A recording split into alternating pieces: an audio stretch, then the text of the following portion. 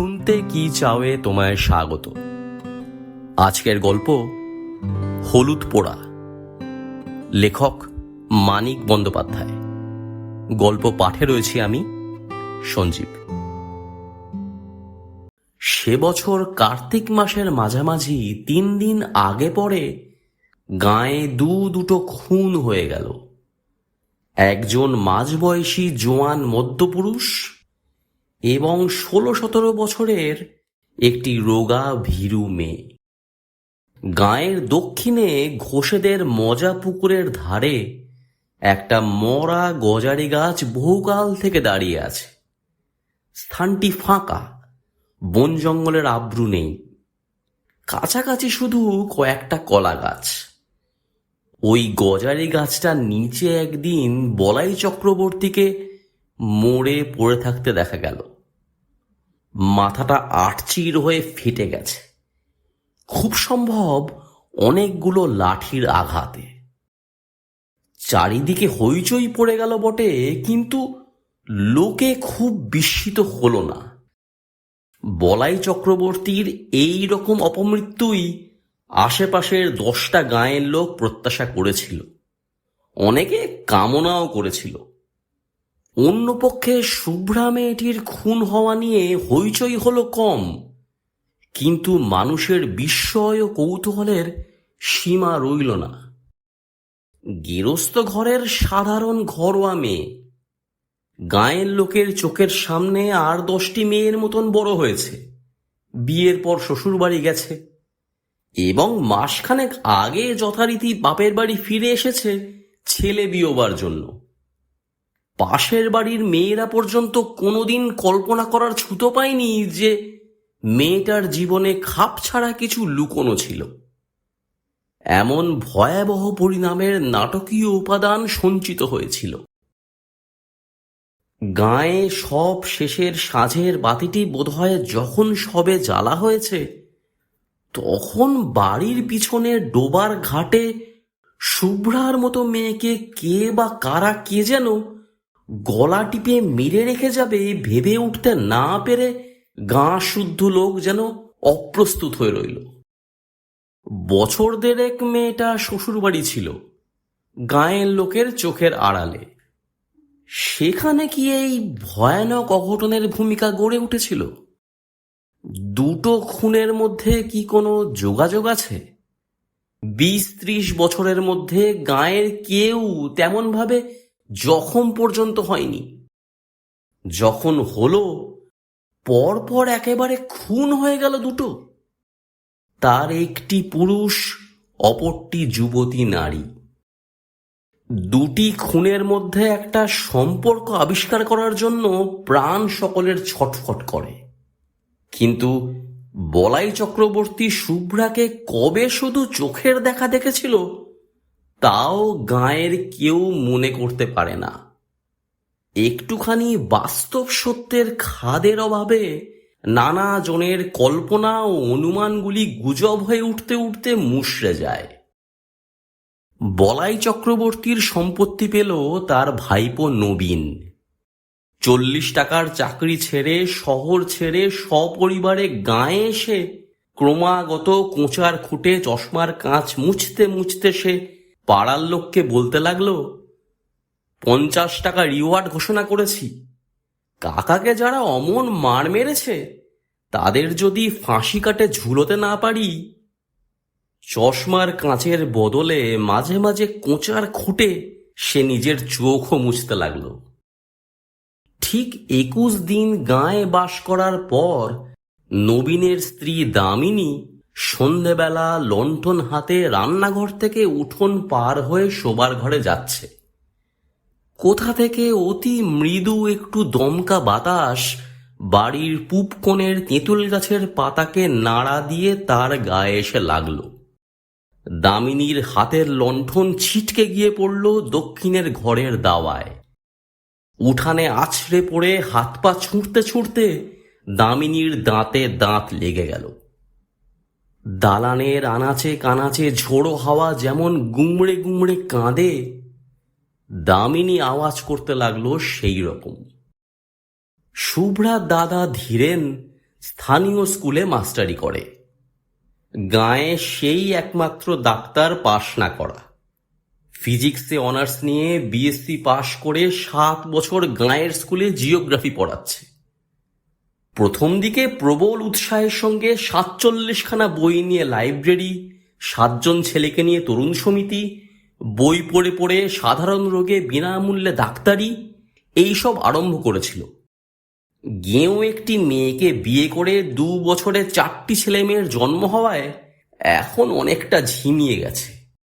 লাইব্রেরির বইয়ের সংখ্যা 300-তে উঠে থেমে গেছে। তার নিজের সম্পত্তি হিসাবে বইয়ের আলমারি তার বাড়িতেই তালাবন্ধ হয়ে থাকে। চাঁদা কেউ দেয় না, তবে 2-4 জন পড়া বই আর একবার পড়ার জন্য মাঝে মাঝে চেয়ে নিয়ে যায়। বছরে 2-3 বার তরুণ সমিতির মিটিং হয়। 4 আনা 8 আনা ফি নিয়ে এখন সে ডাক্তারি করে, ওষুধও বিক্রি করে। ধীরেনকে যখন ডেকে আনা হলো, কলসি কলসি জল ঢেলে দামিনীর মূর্ছা ভাঙা হয়েছে, কিন্তু সে তাকাচ্ছে অর্থহীন দৃষ্টিতে, আপন মনে হাসছে আর কাঁদছে, এবং যারা তাকে ধরে রেখেছিল তাদের আঁচড়ে কামড়ে পালিয়ে যাওয়ার চেষ্টা করছে। ধীরেন গম্ভীর চিন্তিত মুখে বলল, শাহপুরের কৈলাস ডাক্তারকে একবার ডাকা দরকার। আমি চিকিৎসা করতে পারি, তবে কি জানেন, আমি তো পাশ করা ডাক্তার নই, দায়িত্ব নিতে ভরসা হচ্ছে না। বুড়ো পঙ্কজ ঘোষাল বলাই চক্রবর্তীর অনুগ্রহে বহুকাল সপরিবারে পরিপুষ্ট হয়েছিলেন। তিনি বললেন, ডাক্তার ডাক্তার কি হবে? তুমি আমার কথা শোনো বাবা নবীন, কুঞ্জকে অবিলম্বে ডেকে পাঠাও। গাঁয়ের যারা ভিড় করেছিল তারা প্রায় সকলেই বুড়ো ঘোষালের কথায় সায় দিল। নবীন জিজ্ঞেস করল, কুঞ্জ কত নেয়? ধীরেন বলল, ছি, ওসব দুর্বুদ্ধি করো না নবীন। আমি বলছি তোমায়, এটা অসুখ, অন্য কিছু নয়। লেখাপড়া শিখেছ, জ্ঞান বুদ্ধি আছে, তুমিও কি বলে কুঞ্জকে চিকিৎসার জন্য ডেকে পাঠাবে? নবীন আমতা আমতা করে বলল, এসব খাপছাড়া অসুখে ওদের চিকিৎসাই ভালো ফল দেয় ভাই। বয়সে নবীন 3-4 বছরের বড়, কিন্তু এককালে দুজনে একসঙ্গে স্কুলে একই ক্লাসে পাশাপাশি বসে লেখাপড়া করত। বোধহয় সেই খাতিরেই কৈলাস ডাক্তার ও কুঞ্জ মাঝি দুজনকেই আনতে নবীন লোক পাঠিয়ে দিল। কুঞ্জই আগে এলো। লোক পৌঁছবার আগেই সে খবর পেয়েছিল চক্রবর্তীদের বউকে অন্ধকারের অশরীরী শক্তি আয়ত্ত করেছে। কুঞ্জ নাম করা গুণিন, তার গুণপনা দেখবার লোভে আরো অনেকে এসে ভিড় বাড়িয়ে দিল। ভর সাঁঝে ভর করেছেন, সহজে ছাড়বেন না, ওই বলে সকলকে ভয় দেখিয়ে সঙ্গে সঙ্গে আবার অভয় দিয়ে কুঞ্জ বলল, তবে ছাড়তে হবেই শেষ কতক। কুঞ্জ মাঝির সঙ্গে তো চালাকি চলবে না।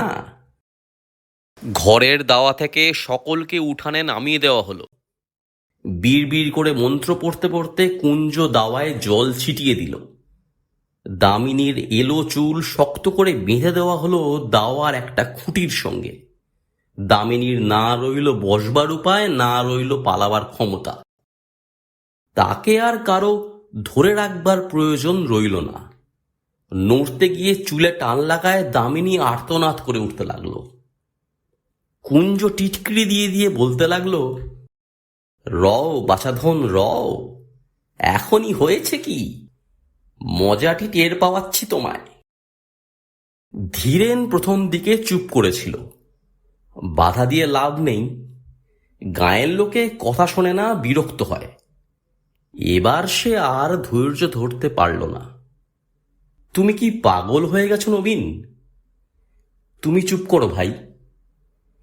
উঠানে 30-35 জন পুরুষ ও নারী এবং গোটা 5 লণ্ঠন জড়ো হয়েছে। মেয়েদের সংখ্যা খুব কম, যারা এসেছে বয়সও তাদের বেশি।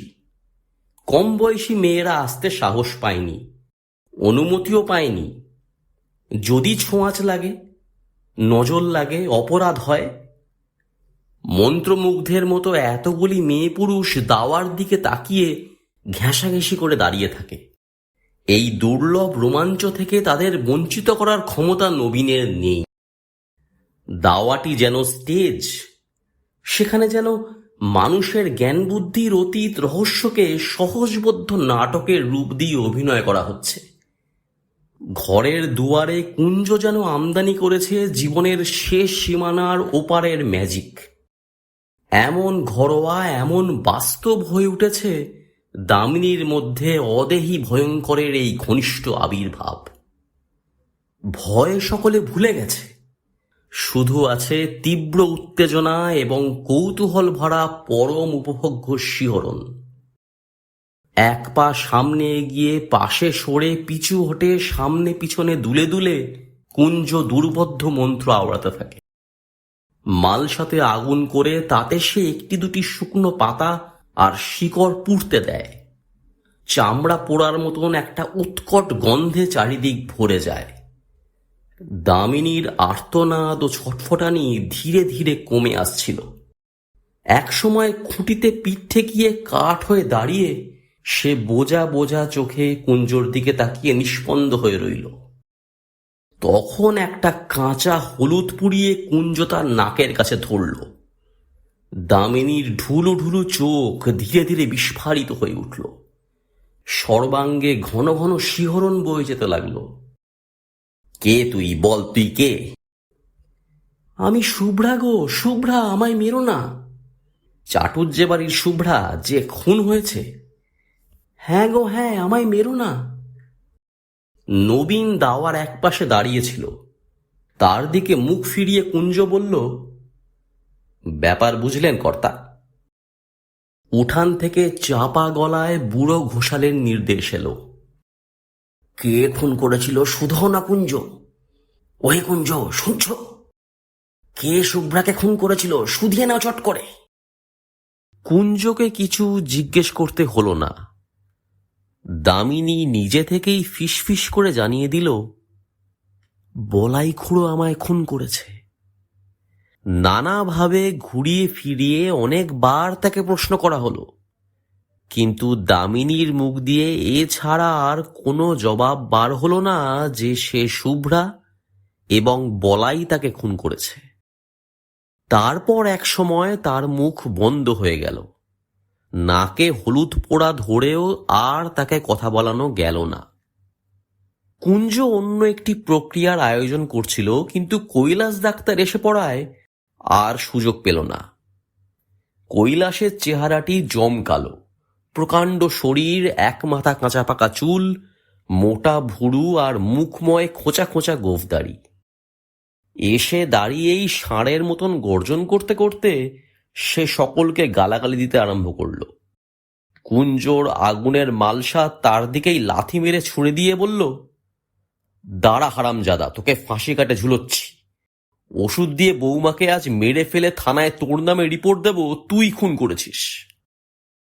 কৈলাস খুঁটিতে বাঁধা চুল খুলে দামিনীকে ঘরে নিয়ে গিয়ে বলাইয়ের দাদামশায়ের আমলের প্রকাণ্ড খাটের বিছানায় শুইয়ে দিল। প্যাঁট করে তার বাহুতে সূচ ফুটিয়ে গায়ে ঢুকিয়ে দিল ঘুমের ওষুধ। দামিনী কাতরভাবে বলল, আমায় মেরো না গো, মেরো না। আমি শুভ্রা, চাটুজ্জে বাড়ির শুভ্রা। কয়েক মিনিটের মধ্যে সে ঘুমিয়ে পড়ল। দামিনীর মুখ দিয়ে শুভ্রা বলাই চক্রবর্তীর নাম করায় অনেক বিশ্বাসীর মনে যে ধাঁধার সৃষ্টি হয়েছিল, বুড়ো ঘোষালের ব্যাখ্যা শুনে সেটা কেটে গেল। শুভ্রার 3 দিন আগে বলাই চক্রবর্তী মরে গিয়েছিল সন্দেহ নেই, কিন্তু জ্যান্ত মানুষ কি মানুষের গলা টিপে মারে? আর কিছু মারে না। শ্মশানে মশানে দিনক্ষণ প্রভৃতির যোগাযোগ ঘটলে পথ ভোলা পথিকের ঘাড় তবে মাঝে মাঝে মোটকে দেয় কিসে? ব্যাখ্যাটা দেওয়া উচিত ছিল কুঞ্জগুণীর। বুড়ো ঘোষাল আগেই সকলকে শুনিয়ে দেওয়াতে জোর গলায় তাকে সমর্থন করেই নিজের মর্যাদা বাঁচানো ছাড়া তার উপায় রইল না। তবে কথাটাকে সে ঘুরিয়ে দিল একটু অন্যভাবে, যার ফলে অবিশ্বাসীর মনে পর্যন্ত খটকা বাঁধা সম্ভব হয়ে উঠল। বলাই চক্রবর্তী শুভ্রাকে খুন করেছে বটে, কিন্তু সোজাসুজি নিজে নয়, কারণ মরার 1 বছরের মধ্যে সেটা কেউ পারে না। ওই সময়ের মধ্যে শ্রাদ্ধ শান্তি না হলে তবেই সোজাসুজি মানুষের ক্ষতি করার ক্ষমতা জন্মায়। বলাই চক্রবর্তী একজনকে ভর করে তার মধ্যস্থতায় শুভ্রাকে খুন করেছে, তার রক্ত মাংসের হাত দিয়ে। না, যাকে সে ভর করেছিল তার কিচ্ছু মনে নেই। মনে কি থাকে? এক রাত্রে অনেক কান ঘুরে পরদিন সকালে এই কথাগুলি ধীরেনের কানে গেল।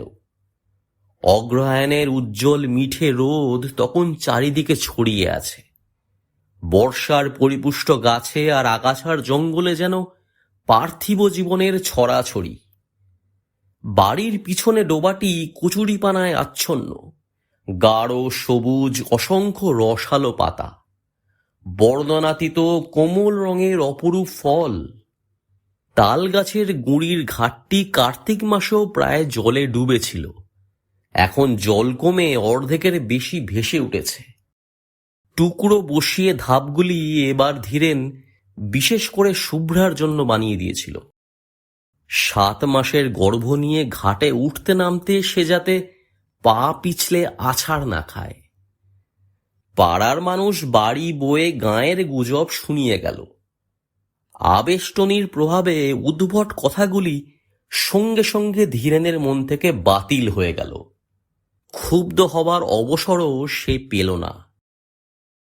ডোবার কোন দিক থেকে কিভাবে কে সেদিন সন্ধ্যায় ঘাটে এসেছিল, কেন এসেছিল, এই পুরনো ভাবনা সে ভাবছিল অনেকক্ষণ থেকে। তাই সে ভাবতে লাগলো। একমাত্র এই ভাবনা তাকে অন্যমনস্ক করে দেয়। ক্ষোভ ও বিষাদের তার এত প্রাচুর্য এখন যে মাঝে মাঝে কিছুক্ষণের জন্য অন্যমনস্ক হতে না পারলে তার অসহ্য কষ্ট হয়। অন্য কোনো বিষয়ে তার মন বসে না।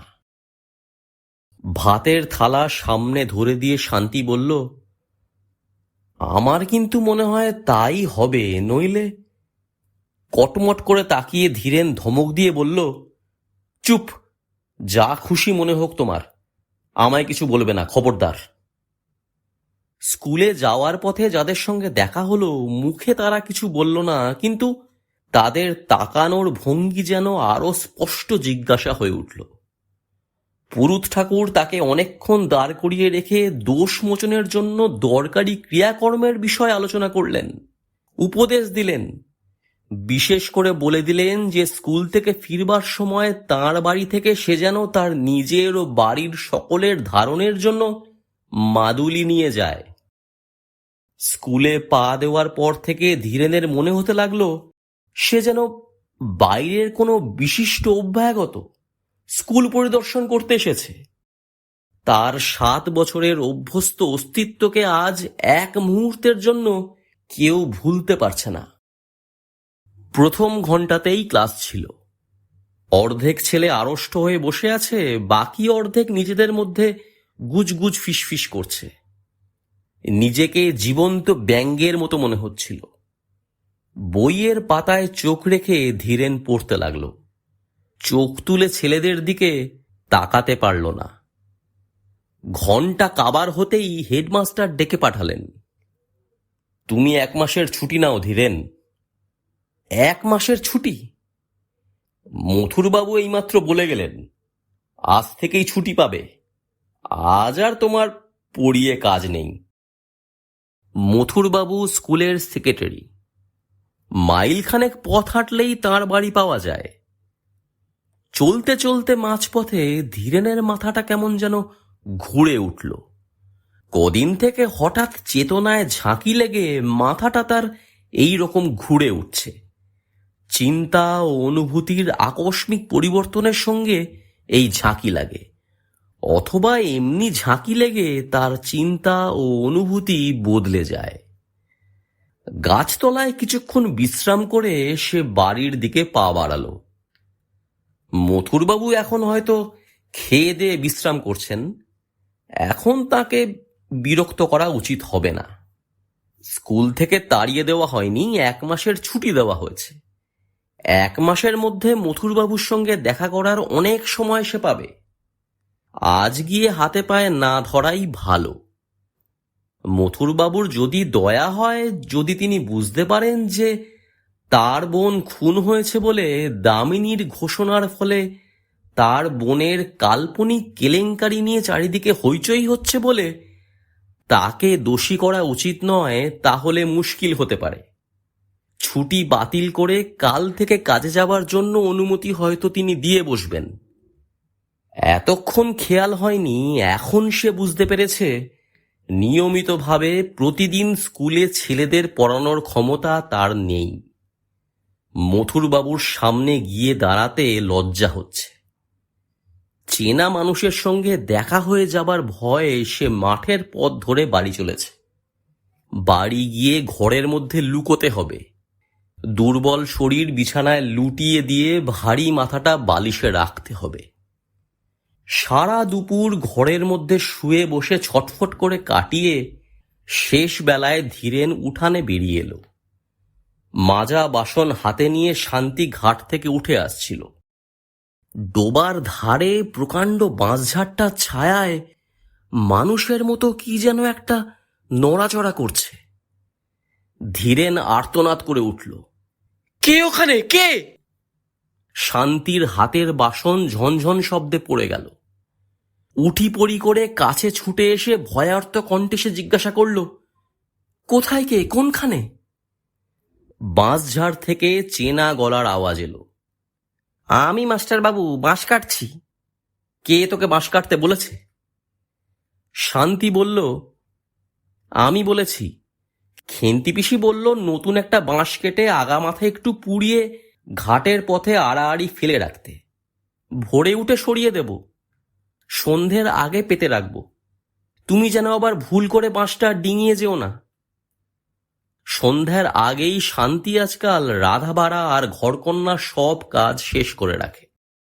অন্ধকার ঘনিয়ে আসার পর ধীরেনকে সঙ্গে না নিয়ে বড় ঘরের চৌখাট পার হয় না। ছেলে মেয়েদেরও ঘরের মধ্যে আটকে রাখে। সন্ধে থেকে ঘরে বন্দি হয়ে ধীরেন আকাশ পাতাল ভাবে, আর মাঝে মাঝে সচেতন হয়ে ছেলে মেয়েদের আলাপ শোনে। ছোট পিসি ভূত হয়েছে। ভূত নয়, পেতনি, বেটা ছেলে ভূত হয়। ঘরের মধ্যেও কারণে অকারণে শান্তি ভয় পেয়ে আঁতকে ওঠে। কাল প্রথম রাত্রে একটা পেঁচার ডাক শুনে ধীরেনকে আঁকড়ে ধরে গোঙাতে গোঙাতে বমি করে ফেলেছিল। বড় ঘরের দাওয়ার পূব প্রান্তে বসে তামাক টানতে টানতে দিনের আলো ম্লান হয়ে এলো। এখানে বসে ডোবার ঘাট আর দুধারের বাঁশঝাড় ও জঙ্গল দেখা যায়। জঙ্গলের পর সেনেদের কলা বাগান। সেনেদের কাছের ঘরের পাশ দিয়ে দূরে বসেদের মজা পুকুরের তীরে মরা গজারি গাছটার ডগা চোখে পড়ে।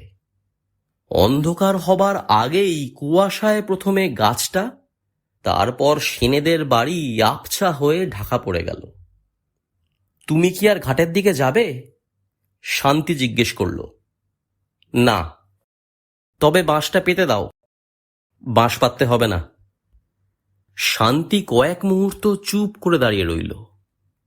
তোমার চোখ লাল হয়েছে, টকটকে লাল। হোক। শোবার ঘর আর রান্নাঘরের ভিটের সঙ্গে দুটি প্রান্ত ঠেকিয়ে শান্তি নিজেই বাঁশটা পেতে দিল। কাঁচা বাঁশের দু প্রান্তের খানিকটা পুড়িয়ে দেওয়া হয়েছে। অশরীরী কোনো কিছু এ বাঁশ ডিঙোতে পারবে না। ঘাট থেকে শুভ্রা যদি বাড়ির উঠানে আসতে চায়, এই বাঁশ পর্যন্ত এসে ঠেকে যাবে। আলো জ্বালার আগেই ছেলে মেয়েদের খাওয়া শেষ হলো। সন্ধ্যাদীপ না জেলে শান্তির নিজের খাওয়ার উপায় নেই। ভালো করে সন্ধ্যা হওয়ার আগেই সে তাড়াতাড়ি দীপ জেলে ঘরে ঘরে দেখিয়ে শাঁখে ফু দিল। 10 মিনিটের মধ্যে নিজে খেয়ে ধীরেনের ভাত বেড়ে ঢাকা দিয়ে রেখে রান্নাঘরে তালা দিয়ে কাপড় ছেড়ে ঘরে গিয়ে ঢুকল। বিকালে আজকাল সে মাছ রান্না করে না। এঁটো কাটা নাকি অশরীরী আত্মাকে আকর্ষণ করে। খাওয়ার হাঙ্গামা খুব সংক্ষেপে, সহজে এবং অল্প সময়ে সম্পন্ন হয়ে যায়। ঘরে আসবে না? না। তখনও আকাশ থেকে আলোর শেষ আভাসটুকু মুছে যায়নি। 2-3টি তারা দেখা দিয়েছে, আরো কয়েকটি দেখা দিতে দিতে আবার হারিয়ে যাচ্ছে। আর 1 মিনিট কি 2 মিনিটের মধ্যে রাত্রি শুরু হয়ে যাবে। জীবিতের সঙ্গে মৃতের সংযোগ স্থাপনের সবচেয়ে প্রশস্ত সময় সন্ধ্যা। ভর সন্ধ্যাবেলা শুভ্রা দামিনীকে আশ্রয় করেছিল। আজ সন্ধ্যা পার হলে রাত্রি আরম্ভ হয়ে গেলে চেষ্টা করেও শুভ্রা হয়তো তার সঙ্গে কথা বলতে পারবে না। আর দেরি না করে এক্ষুনি শুভ্রাকে সুযোগ দেওয়া উচিত। চোরের মতন ভিটে থেকে নেমে বাঁশ ডিঙিয়ে ধীরেন পা টিপে টিপে ডোবার মাঠের দিকে এগিয়ে গেল। অদ্ভুত বিকৃত গলার ডাক শুনে শান্তি লণ্ঠন হাতে ঘর থেকে বেরিয়ে এলো। বাঁশের ওপারে দাঁড়িয়ে হিংস্র জন্তুর চাপা গর্জনের মতন গম্ভীর আওয়াজে ধীরেন তার নিজের নাম ধরে ডাকাডাকি করছে। গেঞ্জি আর কাপড়ে কাদা ও রক্ত মাখা, ঠোঁট থেকে চিবুক বেয়ে ফোঁটা ফোঁটা রক্ত পড়ছে। বাঁশটা সরিয়ে দাও। ডিঙিয়ে এসো, বাঁশ ডিঙিয়ে চলে এসো। কি হয়েছে, পড়ে গেছো নাকি? ডিঙোতে পারছি না, বাঁশ সরিয়ে দাও। বাঁশ ডিঙোতে পারছে না, মাটিতে শোয়ানো বাঁশ। শান্তির আর এতটুকু সন্দেহ রইল না। আকাশ চেরা তীক্ষ্ণ গলায় সে আর্তনাদের পর আর্তনাদ শুরু করে দিল। তারপর প্রতিবেশী এলো, পাড়ার লোক এলো, গাঁয়ের লোক এলো, কুঞ্জও এলো। 3-4 কলস জল ঢেলে ধীরেনকে স্নান করিয়ে দাওয়ার খুঁটির সঙ্গে তাকে বেঁধে ফেলা হলো। মন্ত্র পড়ে জল ছিটিয়ে মালসার আগুনে পাতা ও শিকড় পুড়িয়ে ঘণ্টাখানেকের চেষ্টায় ধীরেনকে কুঞ্জ নিঝুম করে ফেলল। তারপর মালসার আগুনে কাঁচা হলুদ পুড়িয়ে ধীরেনের নাকের কাছে ধরে বজ্রকণ্ঠে সে জিজ্ঞাসা করল, কে তুই, বল তুই কে? ধীরেন বলল, আমি বলাই চক্রবর্তী, শুভ্রাকে আমি খুন করেছি। গল্প কেমন লাগলো জানাতে ভুলো না। ভালো লেগে থাকলে লাইক করো, প্রিয় মানুষের সঙ্গে শেয়ার করো। চ্যানেলটা সাবস্ক্রাইব না করা থাকলে সাবস্ক্রাইব করে দিও। জলদি ফিরে আসবো আবার নতুন গল্প নিয়ে। ভালো থেকো।